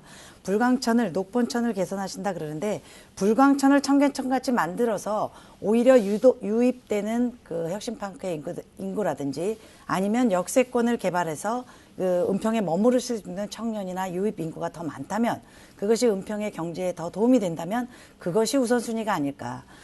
역천역에서 응암역까지 거리도 짧은데 개발하신다라고 하셨는데요. 멈춰주시죠. 교통이 네. 지금도 그렇게 막히지는 않다라고 말씀하시지만 예. 그 제가 주차장도 좀 막히지 정리하겠습니다. 않거든요. 제가 여쭤본 그래서 질문의 범위를 자꾸 벗어나서 말씀하셔서 저는 불광천 수질 개선을 들고 나오셨기 때문에 수질 개선에 대한 질문을 드렸더니 불광천을 청계천 같이 개발하면 된다라고 말씀해 주셔서 약간 불광천의 제가 수질 개선에 도움이 당황했습니다. 된다면 청계천의 경우에는 다 아시다시피 불광천과 전혀 다른 성격의 천입니다. 바닥이 시멘트나 돌로 되어 있어요. 그래서 청계천 같은 방식으로 한다. 그러면 불광천 수질이 개선될 것이다라고 얘기하시는 건 맞지 않고요. 물론 이제 아까 말씀드렸던 것처럼 그 3억의 예산을 들여서 용역을 할 거고 그 결과에 따라서 불광천 수질 개선 하겠다. 이것도 제 공약이고 이미 그 관련돼서 서울시 또 은평구청과 같이 이야기 나누고 있다는 말씀을 이미 드렸지만 이미 어느 정도 저도 고민하고 있는 방안이 있습니다. 아시다시피 불광천의 경우에는 우천시에 오수, 생활 오염 폐수가 섞여 들어가는 문제가 발생합니다. 그것이 왜냐하면 우수와 오수 관리가 완전히 분리되어 있지 않고 네, 마이크가 꺼져 있는 상태입니다. 예, 토론 규칙 시간 준수해 주시기 바랍니다. 주도권 토론 마지막 순서로 미래통합당 홍인정 후보 상호 토론 해주시기 바랍니다. 먼저 한웅 후보님께 질문 드리겠습니다. 한웅 후보님의 공보물의 첫 페이지에 보면 은평을 바꾸려면 지독한 양당 정치 바꿔야 한다 이렇게 적혀 있습니다. 네. 제가 살펴보니까 불광천 수질 개선, 재개발, 재건축, 종합대책 마련, 서부경전철 조기 착공, 제 공약이나 우리 박주민 후보님의 공약과도 많이 겹치는 부분이 있고요. 예. 오랫동안 준비하신 것 같습니다. 그런데 걱정이 되는 부분이 있습니다. 기억하실 거예요. 아마 지난번 국회의원 선거에서 국민의당 후보가 민주당 후보와 선거 직전에 단일화를 했습니다. 혹시 단일화할 계획이 있으신지 하나 여쭙고요. 두 번째는 아마 지금 단일화? 민생당의 서울시당 위원장 맡고 예, 계시죠. 맞습니다. 예. 서울시 전체를 총괄하고 계신 위원장 맡고 계시는데 민주당 후보와 단일화를 한다면 민생당의 이름으로 다른 지역에서 뛰고 있는 우리 후보들에 대해서 좀 책임 있는 정치인의 모습 어떻게 비칠까 생각이 되는데 걱정이 돼서 여쭙는 것은 혹시 막판에 민주당에게 힘을 보태주는 단일화 계획이 있으신지 말씀을 좀 해주시죠. 일단은 제 걱정해 주신 거는 대단히 고맙게 생각을 하고요. 홍 후보님 걱정하시기에도 시간이 촉박하실 텐데 저까지 챙겨주시고 고맙긴 합니다. 근데 단일화에 대해서 저희들 민생당은 더불어민주당하고는 확실하게 구분되는 정체성을 갖고 있습니다. 그래서 정책이라든가 그런 걸로 단일화를 할 생각은 전혀 없고요. 의도 자체도 전혀 없다. 혹시 여기 옆에 앉아 계신 박주민 후보가 저한테 양보를 해주시면 이제 그런 단일화는 제가 깊이 고려를 해보겠습니다. 좌우지간 당 차원에서 그런 단일화를 할 의도와 의향은 전혀 없다 그렇게 말씀을 드리고 저희들 49개 전체 서울 지역구 중에 좀 당세가 약해서 죄송하고 좀 서럽기도 한데 13명이 나와 있습니다. 그래서 만약의 경우 여러 가지 지금 방송으로는 말씀드리기에는 조금 곤란한 그런 점이 있습니다만은 만약에 지금 이제 남아있는 선거 기간 동안에 요동치는 그런 현상이 발생되면 그러한 논의가 당 중앙 차원에서 나올 수는 있을 거다. 그러나 그 가능성은 개인적으로 그렇게 크게 보고 있지는 않습니다. 그래서 지금 단일화 또는 그것 때문에 홍 후보님이 불리한 처지에 처하게 되거나 또 약간 억울한 일이 생길 일은 없을 거라고 안심하고 선거운동 하셔도 된다 이렇게 말씀드리겠습니다. 네, 잘 알겠습니다. 반대를 위한 반대, 상대당이 하니까 무조건 반대하는 정치는 하지 않겠습니다. 녹본천 복원 저 찬성합니다. 그런데 일의 순서는 불광천부터 국민의 평가를 받고 불광천이 청정한 불광천으로 복원이 됐을 때 그 다음 단계로 녹본천을 복원하는 게 저는 순서라고 수없이 말씀을 드렸습니다. 불광천에 지금 벚꽃이 굉장히 만발해 있어서 우리 은평 구민뿐만 아니라 외부의 타구에서도 많은 분들이 구경을 오십니다. 그런데 마땅히 벚꽃 위에 이외에 즐길 공간, 그 다음에 머무를 수 있는 공간이 부족한 부분이 있습니다. 단순히 수질 개선을 떠나서 청계천 같이 만약에 복원이 되고 개발이 된다면 더 많은 은평구를 찾는 분들, 더 많은 분들이 은평구에 머무를 수 있는 공간 만들어낼 수 있지 않겠습니까? 그런데 왜 지금 이 시점에서 녹번천 개발부터 내세우셨는지, 물론 고민하신 흔적이 느껴지고 그 말씀하신 순서대로 개발이 된다면 좋지만 그것이 굉장히 오랜 시간 동안이 걸릴 것이고 단기간에 불광천과 함께 연계돼서 은평에 유입되는 인구나 상권 개발에 크게 도움이 되지 않을 것이다. 오랜 기간 기다려야 되지 않을까. 그러면 국민에게 또다시 희망 고문이 되지 않을까. 그런 우려 때문에 말씀을 드린 것이고요. 저는 불광천 개발이 지금 말씀드린 대로 청계천 같이 개발이 된다면 녹번천에 대한 개발은 국민께서 먼저 요구하셔서 이것부터 해라라고 말씀을 주실 것 같습니다. 그래서 박주민 의원께서 말씀하시는 것처럼 수질 개선 단순히 3억 들여서 이렇게 하고 있습니다라는 것에 대한 반론이 아니라 녹번천의 개발을 불광천에 대한 평가와 불광천에 대한 기대, 그것을 가지고 연결했으면 좋겠다라는 말씀을 드리는 거고요.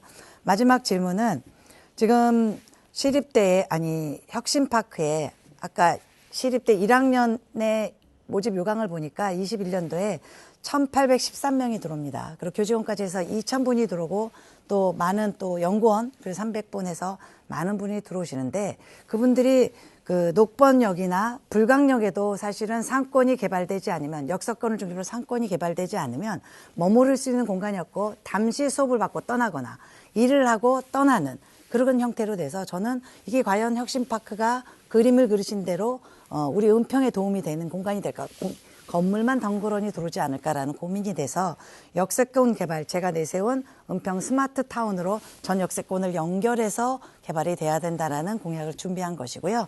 특히나 청년 주거 복지에 대해서 특히 고민을 해야 원룸이나 1인 가구, 우리 젊은 청년을 위한 부분이 있어야 될 것 같은데 혹시 청년 주거 대책으로 우리 은평구에서 마련된 공약이 있다면 소개를 좀 해주시죠. 예, 청년 주거 대책 굉장히 중요한 문제이죠. 그래서 지금 아시다시피 증산동에 빗물 펌프장 위에 이미 이제 공사를 시작해서 내년에 완공되는 청년 주거가 있습니다. 한 150세대 정도 청년들이 들어올 수 있고요. 그 다음에 서부경찰서가 가건물로 있었던 미성아파트 앞 부지에서도 아예도 청년 주거가 지금 들어오는 작업을 지금 진행하고 있습니다. 그래서 청년들 주거의 경우에는 이제 은평에는 전체적으로 상당히 늘어날 거고요.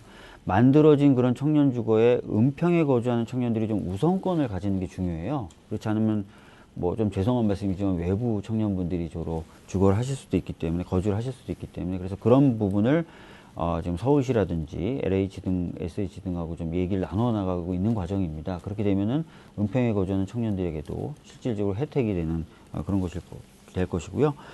저도 역세권 굉장히 관심이 많아서요. 아까 말씀드렸던 대로 DMC역 개발하면서도 복합환승센터로 상권과 문화의 중심지로 만들겠다라는 말씀 드렸고요. 세전역도 3가지 지하철역이 지나는 초역세권을 구성하겠다는 말씀 드렸고요. 녹본 쪽도 이제 대학가 구성을 하면서 발전시킬 구상들을 가지고 있습니다. 네. 열띤 토론 덕분에 시간이 많이 지났는데도 시간 가는 줄 잘 모르겠습니다. 벌써 마지막 순서가 됐습니다. 각 후보에게 각각 1분씩 마무리 발언을 할 수 있는 시간을 드리겠습니다. 끝까지 정해진 시간 잘 활용하시기를 바라고 기호 2번 미래통합당 홍인정 후보부터 마무리 발언 시작하시기 바랍니다. 존경하는 은평 구민 여러분, 코로나 전염병을 이겨내고 있는 대한민국 국민은 위대합니다. 국민은 안중에도 없고 당리 당량만 앞세워서 싸움만 하는 정치에 국민께서 신물을 내십니다. 홍인정은 싸움만 하고 반대만 하는 정치는 하지 않겠습니다. 오직 은평 발전만 생각하는 은평의 국회의원이 되겠습니다. 20년 동안 민주당이 독점한 은평, 20년 동안 발전이 더디기만 한 은평, 중앙도 언론도 관심이 없는 은평입니다. 은평구는 민주당 전용구가 아닙니다. 은평 주인은 바로 여러분, 은평 구민이십니다. 4월 15일 은평구를 바꿔주십시오. 2배 더 가치 있는 은평, 2배 더 행복한 은평, 홍인정이 앞장서겠습니다. 건강하시고요. 4월 15일 홍인정의 손을 잡아주십시오. 부탁드립니다. 고맙습니다. 네, 다음은 기호 1번 더불어민주당 박주민 후보 마무리 발언해 주시기 바랍니다. 예, 박주입니다. 한웅 후보님이나 홍인정 후보님도 노본천 복원에 대해서 다 동의해 주신다고 하셨으니 서울시하고 협의를 진행하고 있는데 좀 더 속도를 내서 잘 복원될 수 있도록 하겠습니다. 그리고 혁신파크에 들어오는 것으로 확정된 시립대, 서울연구원, 글로벌 오픈 캠퍼스, 그리고 어린이 복합문화시설 계획대로 잘 들어오고 그 인근 지역까지 잘 개발될 수 있도록 열심히 노력하겠습니다. 새전력의 6월 초에 확정 발표되는 서부선 잘 들어오도록, 그리고 2028년 완공을 목표로 하는 고양선 역시 잘 완공되고 진행될 수 있도록 노력하고 챙기도록 하겠습니다. 광역복합환승센터 수색 DMC역이죠. 잘 만들어질 수 있도록 하고 수색 역세권 개발도 차질 없이 계속 진행되고 속도 낼 수 있도록 하겠습니다. 그리고 통일로 대체도로 건설, 그리고 강북 횡단선이라는 새로운 교통수단도, 그리고 백년산로 상습적으로 정체되는데요. 거기도 개선해서 여러분들 편하게 출퇴근하실 수 있도록 챙기겠습니다. 그리고 아이들이 행복한 은평 만들기 위해서 도서관 벨트 만들고 안전한 통학로 만들겠습니다. 그리고 어린이들이 뛰어노는 어린이 놀이터 20곳이 넘는데요. 전체적으로 테마형으로 컨설팅해서 바꾸도록 하겠습니다. 이런 것들 힘 있는 국회의원이 할 수 있습니다. 많은 예산이 필요한 사업이기 때문입니다. 지금까지 열심히 해왔던 만큼 앞으로도 열심히 해서 이런 사업들 잘 완결될 수 있도록 하겠습니다. 감사합니다. 네, 다음은 기호 3번 민생당 한웅 후보 마무리 발언해 주시기 바랍니다. 존경하는 은평갑 구민 여러분, 안녕하십니까? 기호 3번 민생변호사 한웅입니다. 국회의원은 국민을 대변하고 국민의 권익을 위해 존재합니다. 대통령을 위해서 국회의원을 하겠다. 이거 헌법에 어긋나는 일입니다. 국민과 민주주의에 대한 배반입니다. 국회의원은 국민의 심부름꾼이지 대통령의 부하 직원이 아닙니다. 인간이 건강을 잃으면 다 잃습니다. 정치가 신뢰를 잃으면 마찬가지로 다 잃는 것입니다. 조국 사태의 내로남불은 정치에서 믿음을 완전히 잃게 만들었습니다. 내 편의 잘못을 숨기고 덮으려는 것과 내 편이니 누가 봐도 잘못인 것을 잘못이 아니다고 억지를 부리는 것 중에 어떤 것이 더 나쁘겠습니까? 아파트값 상승은 문재인 정권에서 역대급입니다. 24평 아파트 한 채 값이 20억을 넘습니다. 이런 비정상이 어디 있습니까? 살맛 나는 세상이 아니라 그야말로 죽을 맛입니다. 경제난 최악입니다. 거리도 텅 비었습니다. 이제는 바꿔야 합니다. 상대방이 못하면 집권하고 내가 못하면 제1야당이 되는 기형적 기득권 양대 정당 구조를 바꿔야 합니다. 해답은 3번입니다. 네. 고맙습니다. 네, 새 후보자의 마무리 발언까지 잘 들었습니다.